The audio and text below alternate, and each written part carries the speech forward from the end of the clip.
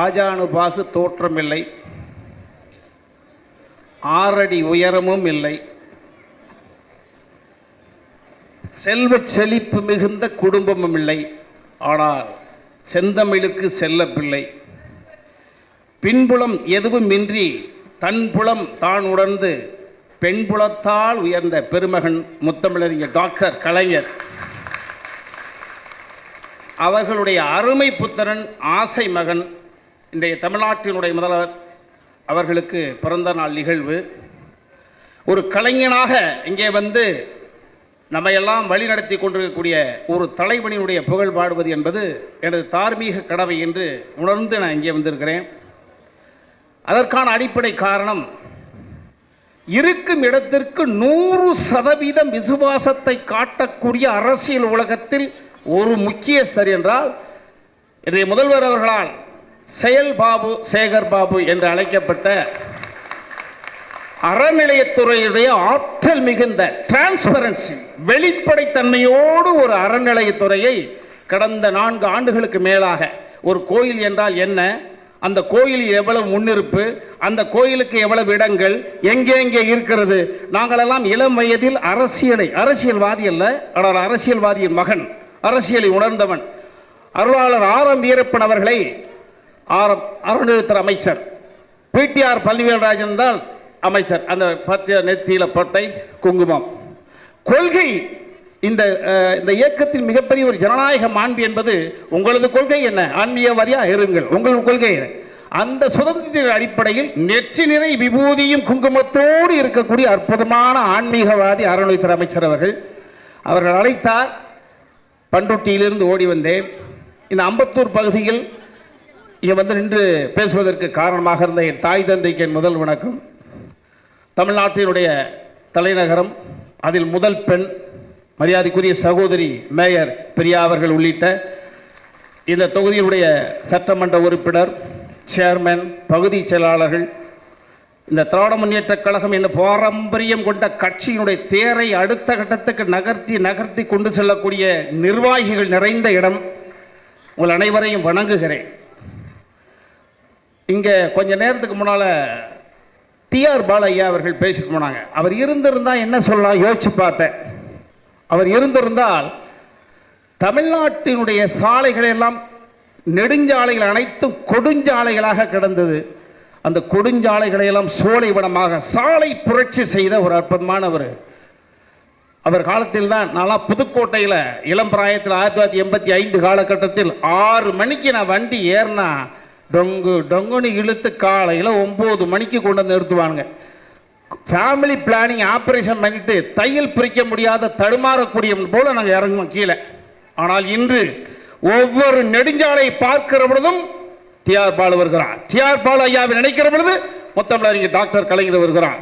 ஆக இங்கே ஒரு சாலை புரட்சி ஏற்பட்டதற்கு நிச்சயமாக சொல்வேன், அது யார் பிரதமராக இருந்தாலும் அங்கே முன்னெடுத்து தன் ஆட்சி அதிகாரம் இருந்த பொழுது அமைச்சர் பதவியை பயன்படுத்தி டிஆர் பாலு அவர்கள் தான் இந்த தமிழ்நாட்டினுடைய சாலை புரட்சிக்கு காரணமாக இருந்தவர். அந்த வகையிலும் இந்த இயக்கம் பெருமைப்பட்டுக் கொள்ளலாம். அடுத்ததாக இங்கே வந்த நிகழ்வு என்பது முதல்வர். நான் முதல்வரை ஒரு கலைஞனாக, இங்கே அருமை சகோதரர், நான் அண்ணாந்து பார்த்து வியந்து நான் உதவி இயக்குனராக வேண்டும் என்று ஆசைப்பட்டவர் தான் இந்த பாண்டியராஜன் சார்.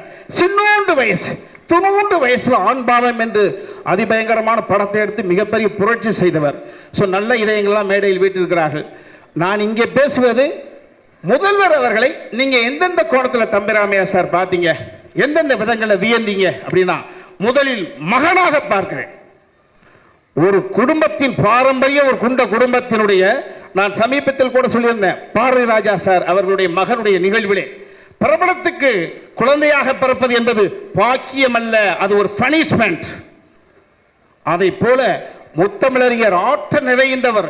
அனைத்து திசைகளிலும், அரசியல் உலகம், கலை உலகம், கடந்த 75 ஆண்டுகளில் அரசியலாக இருந்தாலும் சரி, சினிமாவாக இருந்தாலும் சரி, இதை கலைஞர் அவர்களுடைய பெயரை நகர்த்தி விட்டு இங்கே எதுவுமே கிடையாது. அவரால் வாழ்ந்தவர்கள் நாங்களாம் ஒரு ஏகலைவன், அவர் தான் தருணாச்சாரியார். அந்த வகையில் அவருக்கு மகனாக பிறந்தது என்பதே ஆண்டவருடைய அனுக்கிரகம். ஆனால் அந்த மகனுடைய இமேஜை சுகமாக எப்படி நடத்தினா யோசிச்சு பார்ப்பேன். அவர் 1900 நான் அரசியல் பற்றி தான் படிச்சுட்டு இருக்கோம், பார்த்துட்டு இருக்கோம். 1989 சட்டமன்ற உறுப்பினராக போகிறாரு. அப்பவே 37-38 வயசு. 15 வருட காலம் ஆட்சி அதிகாரத்தில் இல்லை. ஆட்சி அதிகாரத்துக்கு வருகிறது. அடுத்து நீங்களும் உங்க வீட்டு பிள்ளைகள்ட்ட சொல்லணும், ஒரு தந்தையினுடைய மனம் கோணாத, நெருக்கடியே கொடுக்காத, தந்தையினுடைய மனசை குலுங்க குலுங்க வைத்த ஒரு மகன் இருக்கிறார் என்றால் தமிழ்நாட்டு முதல்வர் தான். அவர் இருக்கும் வரை. அப்போ நான் நினைக்கிறேன், எதிர்கட்சியில் பீட்டர் அல்போன்ஸ் உள்ளிட்ட காங்கிரஸ் பிரமுகர்கள் அமர்ந்திருக்கிறார்கள். எதிர்கட்சியில் அவங்க முதல்வர்கிட்ட குரல் கொடுக்குறாங்க, ஏன் தம்பி ஸ்டாலின் அவர்களுக்கு மந்திரி பதவிக்குள்ள காலம் வரட்டும் காத்திருங்கள் சொல்லிட்டார். நான் நினைச்சேன், நம்மலாம் வேற ஒரு குடும்பத்திலே ஆக இருந்தால், அப்ப தயாளு அம்மா ஆக்டிவா இருக்காங்க. 1989 நான் சொல்லக்கூடிய கதை. நேரம் அம்மா கிட்ட போய் மிரட்டிருக்கலாம், அம்மா இத்தனை வருஷம் சொன்ன ஆட்சி அதிகாரத்துக்கு கட்சி வந்திருக்கு, அப்பா நினைச்சா எனக்கு அமைச்சர் பதவி கொடுக்கலாமே. கேட்கவில்லை, அவர் கொடுக்கவில்லை. அந்த நிலையிலிருந்து நான் அவரை அண்ணாந்து பார்க்கிறேன் ஒரு எழுத்தாளனாக. எப்படி தந்தைக்கு நெருக்கடி கொடுக்காமல் இருக்கிறார்? சரி, அதற்கு பிறகு தலைவர் அப்பா என்ன முடிவெடுத்தாலும் தப்பா எடுக்க மாட்டார் என்ற நிலையில் இருந்து ஸ்டெப் பை ஸ்டெப்பா கொண்டு வந்தார். இந்த வாரிசு என்று சொல்வார், அதுல எல்லாம் எனக்கு உடன்பாடே கிடையாது. ஸ்டெப் பை ஸ்டெப் வந்தார்.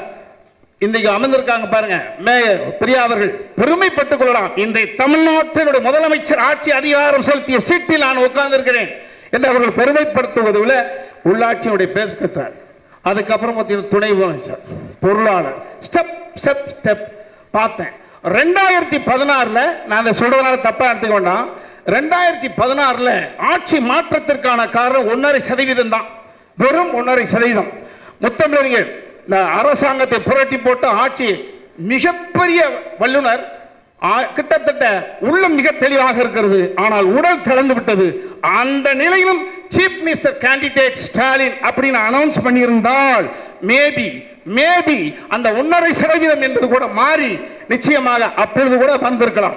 நிச்சயமாக நாங்கள் எங்களை பொதுத்தளத்தில் இருந்து ஒரு கிரிட்டிக் பர்சனாலிட்டியாக இருந்து நாங்கள் அதை பார்த்தோம். ஏன்னா 2016 கிட்டத்தட்ட இவருக்கு 60 அவருக்கு 90 சிஎம் கேண்டிடேட்டை அனௌன்ஸ் பண்ணுங்கப்பா, நெருக்கடி கொடுக்கலை. இப்படி தந்தையை தலைமையில் வச்சு தாங்கிய ஒரு மகனாக வெற்றி பெற்றவர். அதனால்தான் இறைவன் ஆணொன்று பெண்ணொன்று மருமகள் மகன் குடும்ப வாழ்க்கையிலும் அவர் சுகமாக வழி நடத்திக் கொண்டிருக்கிறார். இந்த தளபதி இந்த தினம் அமைதியாக இருப்பதற்கான காரணம் அவர் தந்தையையும் தாயும் நேசித்தது பாங்கு. அதை பார்த்து சரி. அடுத்ததாக தொண்டன். இவருக்கு மூத்த பிள்ளைகள் எத்தனை பேர் இருந்தாலும் தன்னைத்தான் தொண்டனாக, நாடென்ன செய்தது உனக்கு என கேள்விகள் கேட்பது எதற்கு, நீ என்ன செய்தாய் அதற்கு என்று நினைத்தால் நன்மை, கட்சி உனக்கு என்ன செய்தது என்று கேட்டு கட்சிக்கு நான் என்ன செய்ய வேண்டும். அந்த நிலையில் தான் இளைஞரணி என்ற ஒரு கான்செப்டை உருவாக்கி அதற்கு தலைவராக இருந்து கொண்டு தனது தந்தைக்கு தலைவராக இருக்கக்கூடிய தந்தைக்கு பக்கபலமாக இருந்து இளைஞர் வட்டாரத்தை திராவிட முன்னேற்ற கழகத்தை நோக்கி படைப்படையாக கொண்டு வந்த ஆற்றல் மறைந்தவர். அதனுடைய வேறு ஒரு பரிணாமம். தொண்டனாக பார்க்கிறேன், தொண்டனாக உள்ளே நுழைந்திருக்கிறார். இந்த கட்சிக்கு என்னால் என்ன செய்ய உழைத்திருக்கிறார். ஒவ்வொரு கிராமமாக போயிருக்கிறார். அந்த இடத்திலும் தன் தந்தையை தன் தலைவனை சங்கடப்படுத்தக்கூடாது, அவருடைய சுமையை குறைக்க வேண்டும் என்று ஓடி ஓடி உழைத்து அடுத்து தொண்டனாக பரிவர்த்திக்கிறார். அதற்கு பிறகு பார்த்தீங்கன்னா நட்பு இவர் என்ன பாராட்டுறாரு பார்ப்பேன். நட்புக்கு உதாரணம் நிச்சயமாக அடுத்த தலைமை நீங்களா சொல்லலாம். நட்புக்கு என்ன சார் ஸ்டாலின் சார் உதாரணம்? எஸ், அவர் பரிபூர்ணமான எல்லா குணங்களும் ஒருங்கி அமைய பெற்றவர். நட்புக்கு என்ன நட்பு? எஸ், தன்னுடைய பாலிய சிநேகிதன் அன்பில் மகேஷ் பொய்யாமொழியோடு தந்தையார் 50 வயது 8 முன்பு மரணத்தை தழுவி விடுகிறார்.